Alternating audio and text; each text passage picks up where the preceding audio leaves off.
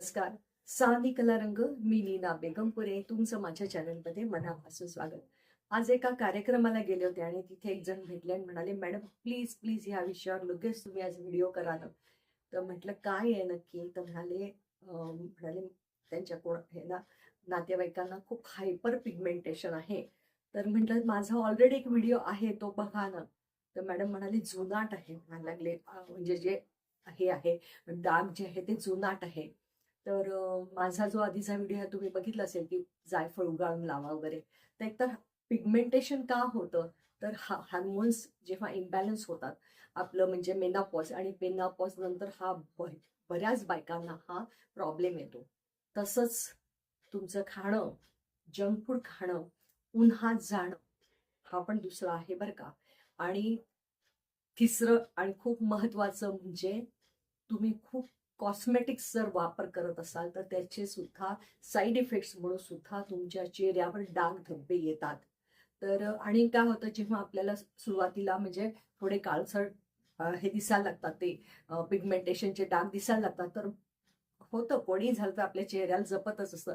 मग हा डॉक्टर करू का, तो पार्लर करू काय करू का, कुठलं तरी म्हणजे मनानेच काहीतरी कुठले कुठले भारीतले क्रीम आणायचे, इम्पोर्टेड क्रीम आजकाल भरपूर ऍडव्हर्टाईज असतात. मग ते थापायचं आणि मग त्याच्यामुळे आणखीन आणखीन वाढत जातो. हे जे डाग आहेत ना हे जास्त वाढत जाते.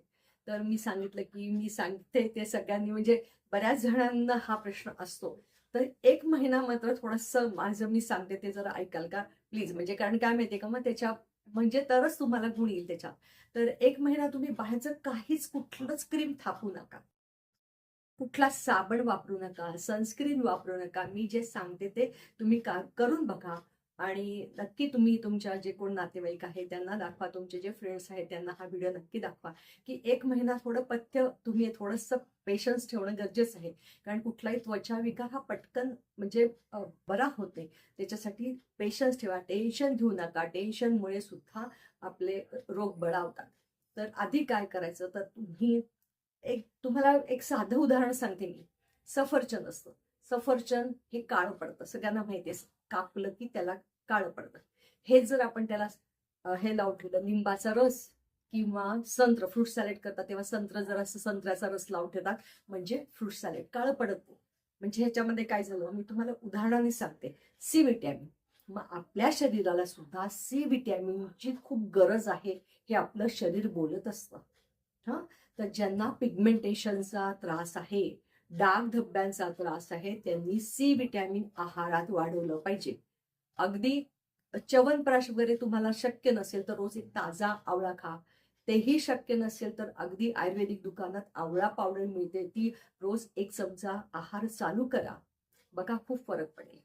आता आपल्या आहाराकडे झालं हा आवळा म्हणजे सी विटॅमिन करायचंच आहे. आहारात समावेश करा आणि हा थोडा सातत्याने प्रयोग चालू ठेवा, की जेणेकरून तुम्हाला अगदी महिनाभरामध्ये तुम्हाला ह्याचे रिझल्ट दिसायला लागतील.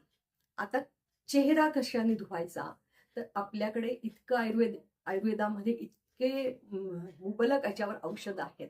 तर आपण त्यातले जो ज्येष्ठमध आहे, ज्येष्ठमधाची पावडर, ज्येष्ठमधाच्या काड्या घरी घेऊन या किंवा ज्येष्ठमधाची पावडर सुद्धा खात्रीच्या दुकानातनं घेऊन या आणि ज्येष्ठ मधाची पावडर. आता हे 50 ग्रॅम जर ज्येष्ठ मधाची पावडर आणली तर त्याच्यामध्ये 100 ग्रॅम आपल्या तांदळाचं पीठ असतं की नाही, तर तांदळाचं पीठ मिसळा आणि सगळं छान मिक्स करून ठेवा. तांदळाच्या पिठामध्ये सुद्धा तुम्हाला एक सुदिंग इफेक्ट मिळतो. त्याच्या तांदळाच्या पिठामध्ये हा गुणधर्म आहे आणि ज्येष्ठ मधामध्ये तर इतके छान गुणधर्म आहे की तुमचे जे डाग धब्बे म्हणजे तरुणपणी जे सुद्धा तुम्हाला जे पिंपलचे डाग असतात किंवा असे खड्डे पडतात तर ज्येष्ठ मधानी हे हलके हलके होत काही दिवसांनी निघून जातात. तर तुम्हाला मी प्रपोर्शन सांगितलं आहे. तुम्ही हे प्रपोर्शन लक्षात ठेवा की ज्येष्ठ मधाची पावडर 50 ग्रॅम तेव्हा 100 ग्रॅम तांदळाचं पीठ. हा.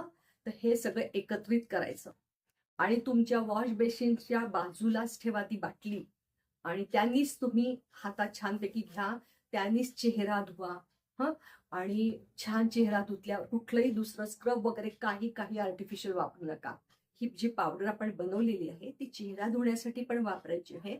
तसंच 1 दिवसाआड ह्या पावडरीमध्ये म्हणजे आपलं तांदूळाचं पीठ आणि ज्येष्ठ मधाची पावडर ह्याचं पेस्ट करायची. कशी पेस्ट करायची तर काही जणांची त्वचा जर कोरडी असेल तर त्यांनी दह्यामध्ये कालवा, आणि ज्यांची ऑइली असेल त्यांनी गुलाब पाण्यात किंवा कोरफडीमध्ये ती अशी छान कालवा, आणि छान त्याची पेस्ट बनते, आणि ती पेस्ट तुम्ही तुमच्या चेहऱ्याला लावून एक 15-20 मिनिटं ठेवा आणि धुवून टाका. हळूहळू तुमचे जे डाग आहे हे कमी होतील. आलं लक्षात? आणि सर्वात शेवटचा आणि प्रभावी उपचार सांगते, पण हा खूप जपून करायचा आहे बरं का. म्हणजे तुम्ही अगदी गुणधर्म येईल पटापट पटापट करू नका. ह्याला सगळ्याला पेशन्सची गरज आहे. तर सगळ्यात महत्वाची म्हणजे घटक ह्यातला म्हणजे काय माहितीये का, आपली, मी तुम्हाला मागे पण माझा एक व्हिडिओ तो पण तुम्ही नक्की बघा, की आपली तुरटी आहे, तुरटीची पावडर. तुरटी अतिशय म्हणतात ना, खूप खूप गुणधर्म, त्याचे गुणधर्म सांगायला लागलं तर एक अख्खा व्हिडिओ होईल. तो माझा व्हिडिओ तुम्ही नक्की बघा, तुरटीचे जे आहेत फायदे. तर ह्याच्यामध्ये मी तुम्हाला सांगते, तुरटी जर तुम्ही अगदी पाव चमचा घ्यायची, हं, पाव चमचा तुरटी घ्या, आणि त्याच्यामध्ये आपली ही जी मुलतानी माती असते ती मिसळा. पाव चमचा याला तुम्ही साधारण दीड दीड चमचा मुलतानी माती मिसळा, आणि परत तेच सांगते की गुलाब जेलमध्ये किंवा कोरफड जेलमध्ये अशी छान त्याची पेस्ट करा आणि तुम्ही चेहऱ्याला लावा. हे सुद्धा तुम्ही आठवड्यातनं एकदा दोनदा असं करा, रोज करू नका घाईमध्ये. नाहीतर त्याचं म्हणजे तुरटी जी आहे ती आपल्या त्वचेला वृक्ष बनवते. तर आपल्याला त्वचा आपली कोरडी तर पडू द्यायची नाही, फक्त आपल्याला जे काळे डाग पडले ते हलके हलके घालवायचे आहेत. तर असे हे तुम्ही प्रभावी उपचार करा. आणि शक्यतो सगळं रात्री झोपताना सुद्धा त्रिफळा पावडर घ्या, जेणेकरून तुमची जी पचन संस्था आहे, पोट बिघडतं किंवा काय कॉन्स्टिपेशन होतं, ह्या सगळ्यावर त्रिफळा पावडर अतिशय उत्तम औषध आहे. तर तुम्ही ही त्रिफळा पावडर पोटात न घ्या, खूप तुम्हाला त्याचे फायदे मिळतील आहे. तर असे मी तुम्हाला आज हे 3-4 उपयोग सांगितले. आणि अगदीच तुम्हाला वाटत असेल की आपल्या चेहऱ्याला आपण काहीच लावलं नाही, तर शुद्ध शुद्ध आपलं खोबरेल तेल किंवा शुद्ध बदाम तेल रात्री झोपताना हलका मसाज करा. बाकी काहीही कुठलंही कॉस्मेटिक लावू नका. बघा, तुम्ही एक महिनाभर सातत्याने करा आणि मला कॉमेंट्समध्ये नक्की नक्की कळवा की आम्हाला फरक पडला आहे, नाही पडला आहे.